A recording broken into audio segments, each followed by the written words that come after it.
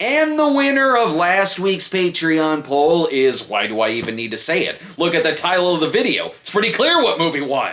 Although in this particular case, the winner won by such a wide margin that it came the closest of all polls to almost getting 50% of the vote. Sorry, Dreamer, your dreams of bowling a perfect game and winning a poll were crushed this time. But it was correct to choose Scanners. After all, some people literally only know of the head explosion that is used to react to various controversial internet topics. Sure, I could talk about the plot, scanners and their violent telekinetic powers, and the good scanner sent out to stop the rogue scanner, or that writer-director David Cronenberg was inspired by the chapter on senders in the William S. Burroughs novel Naked Lunch, which Cronenberg also adapted into a film, or that Cronenberg felt a lot of frustration in making the film, having a rushed production, and doing a lot of the writing and shooting at the same time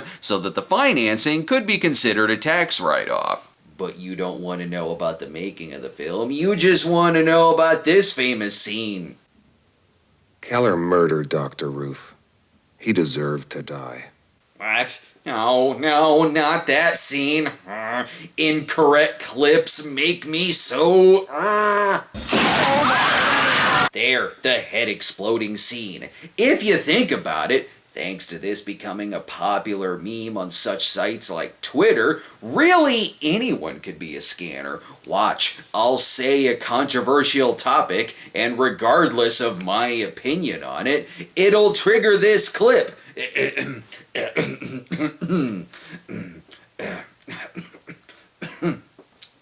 Offensive stand-up comedy jokes. I could have some fun with my newfound Scanners meme power. I have a good feeling about this film because I love the director's other works such as Blue Velvet and Eraserhead. This movie has everyone in it. There's Flashdance, the blind guy from Don't Breathe, and John Steed. This movie was made back when it was acceptable to smoke in a public movie restaurant.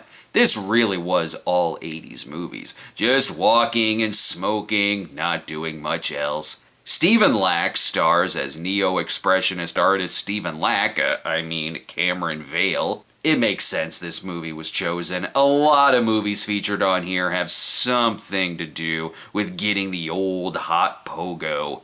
Cameron has quite the power.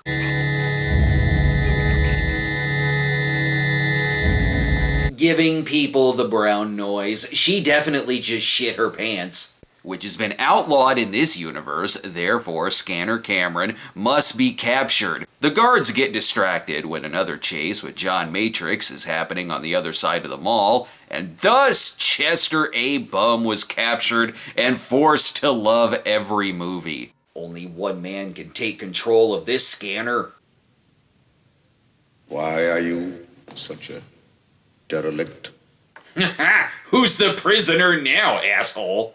Patrick McGoohan plays Dr. Ruth. I'm not being sarcastic, that really is his name. I'm not always sarcastic, goddammit. Ruth explains that Cameron is a source of great power, but I still think he kidnapped him just so they could reenact scenes together from 1984. And in front of a live audience. Is there no end to his evil? He has a way of limiting a scanner's abilities, which is very important in case of rogue scanners. For instance, I see this guy making it through the whole movie. What Paul Verhoeven alumni is gonna volunteer to give him some good head? Fine. Holy shit, it's Kurtwood Smith! He's told to think about something specific to educate people about scanners. A popular reference to a meme would work perfectly in this instance. Whatever, get to the head exploding. No, that's not from Scanners, that's from The Simpsons. How do these mistakes keep happening? Pineapple on pizza. Or you could just order something else. The famous head exploding effect was done via cramming together all kinds of dog foods and meats and seriously shooting it with a 12-gauge shotgun. which is why that actor really died. This is the evil Revok, who is helped to escape by Dr. Sartain, and something else helps him too. Driving an 80s movie car. Joke's on you, I've already been shot in the head. Now play Russian roulette with the wrong kind of gun, another power of mine. And then he's off to go stalk Lee Grant in visiting hours. The organization CONSEC is considering dropping their scanners research program on the grounds that cleanup is a bitch. There's also a Scanners Underground led by Revok, and guys, your research is getting away from you. Just cut to the chase and invent RoboCop. Contact a scanner who is as yet unknown to the underground, convert him to our cause, and then send him out. Or you could just do that. I still think it's a better idea to just make everyone wear cast iron helmets. After attempting to bring Reagan McNeil in as a scanner, Dr. Ruth gets help from Cameron. We switch over to shot on Shitty-O-Vision because too much of the budget was used on the head exploding effect. The scanners may have their head explosions, but Dr. Ruth has exposition. The drug is called ephemeral. It prevents the flow of telepathy. How do you know these things? It's all in the Rembrandt letters, Cameron. Here, this will help. Here's Seth MacFarlane talking about drilling a hole in his head. You think that's bad? Remember the time he scanned Connor McLeod's bones?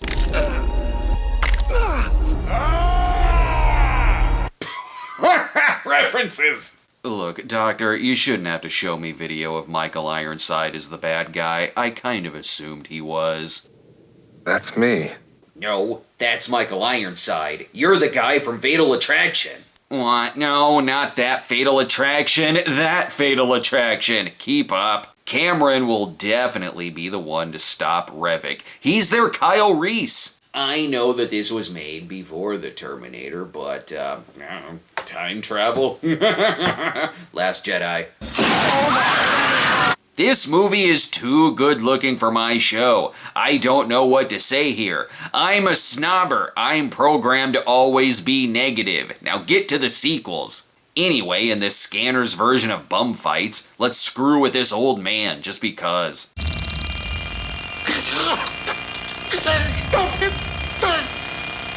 Give him an extra $1.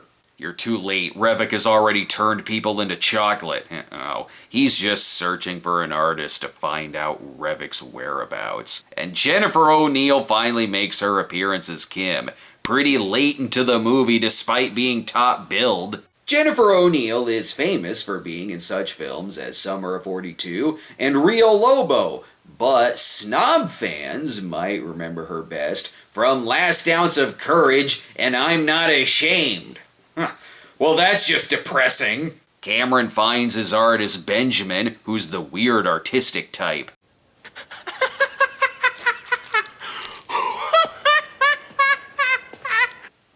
Once more, but go even more over the top.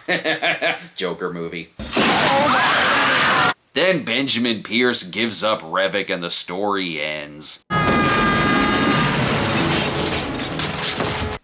Guess I jumped the gun on that one. This scanner-on-scanner violence has to stop. You know what this type of crisis needs? A scanner cop. The only reason we got to humans becoming scanners in the first place was people taking far too much blue sunshine. His next lead is Kim. Might as well, she is still the top-billed actor. But don't forget that Revok is badassing outside. He's also a shapeshifter. Damn you scanners and your ability to spontaneously dissolve cut. Look guys, at this point, when you get together to scan, you just gotta assume people are gonna try to assassinate you. And this is why you should just say no to vaping. Cameron and Kim get the hell out of there Sarah Connor style.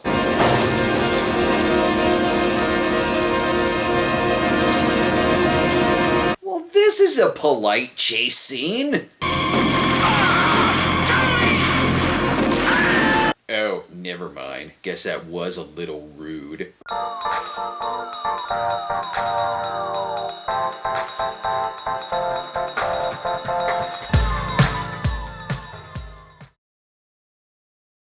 This month's deal features our DVDs that don't have my ugly face on them. Get Jesus Bro and Lloyd the Animated Series for a low price, and for the first time ever, you also get a free copy of our movie Disco. Visit our store now at ebay.com/USR/Stoned Gremlin Productions. And then they crashed into the Disco Mart before I could pick up my Olivia Newton-John physical album. This movie has no respect for music. Hey, the damn Yankees album literally says don't tread. This guy, however, he doesn't give a shit. He came here to buy Rush's Moving Pictures album, and he's gonna buy Rush's Moving Pictures album, despite the threat of Revok. We were the dream. He's the nightmare. So, he's Merlin? I don't know who this guy is, so we'll just call him Robert. No reason, really. Again, murdering people with dissolve cuts really does save on the budget, but I can't use that as a meme. Meanwhile, at the power plant from Hell of the Living Dead... Look out! Sorry, Howard Shore, but your music is now going to be replaced by Goblin... Oh hey, it's Darkseid! He'll know where Revok is. So this is a drug company with a program called RIPE that is distributing the scanner headache medicine Ephemerol. The doctor has to know about this immediately. Yeah. It's Cameron Vale. We missed you. Are we a little drunk, Doctor? Is there something you'd like to get off your chest? Well, that was weird. I think he thought I was someone else. Let's get to Consec. See, I told you about the soundtrack. I have a strong psychic power to predict music that I edit into the movie myself. They're here to learn more about this RIPE program and the movie's climax. However, someone at Consec is a traitor, so he and Dr. Ruth must talk privately to come up with good review jokes. Do you know of a drug laboratory called Biocarbon Amalgamate? I founded it in 1942. You? How do you criticize the acting of someone whose last name is literally Lack? There must be some way to find out about this program. And you can scan a computer as you would another human being. Or we could just go to Best Buy and pick up a scanner there for dirt cheap. Kim, however, is in her own interrogation room. You're very attractive. No, he's got Dr. Ruth's interrogation questions. I bet this guy is the Consec traitor, probably because I already saw him interacting with Revok. Plus, he just did that. There's plenty of clues. Brie Larson.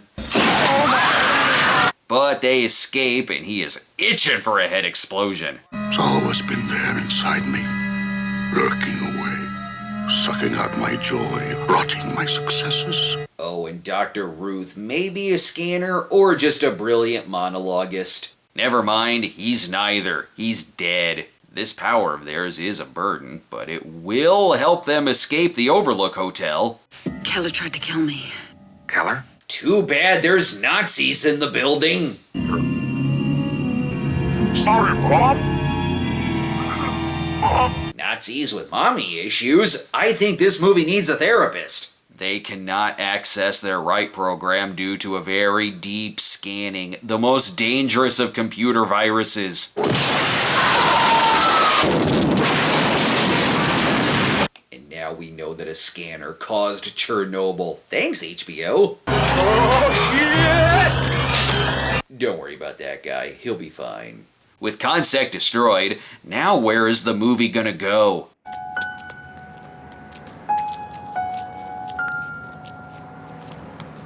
Oh, so that's why the movie was chosen in the poll. Look, we'll just hang out here in this waiting room as we wait for the climactic shot from the poster. So Ephemerol is a drug used for pregnant women, and the RIPE program was a list of all the doctors who were part of this as a way for the drug to secretly create more scanners. But why let this stranger explain it to you when the villain can do a far greater job? Ooh, I know where this is going. He's wearing the outfit from the poster. Many secrets are going to be revealed, and they're going to make total sense to everyone except for confused old man in the audience.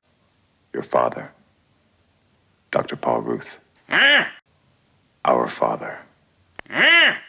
You're my brother, Cameron. Huh?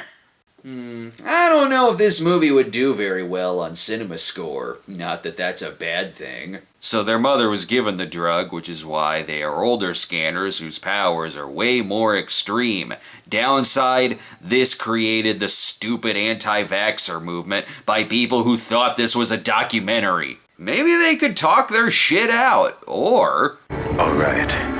We're gonna do it the scanner way. I'm gonna suck your brain dry. Yes, he could join Revok to create a powerful scanner army, or do the cooler alternative, with awesome special effects left and right. Place your bets on who will win this scan down. This movie's getting far too gooey for my taste, ladies and gentlemen. Old man has thrown up 12 times. As someone with epilepsy, this is exactly what happened to me when I went to go see Incredibles 2.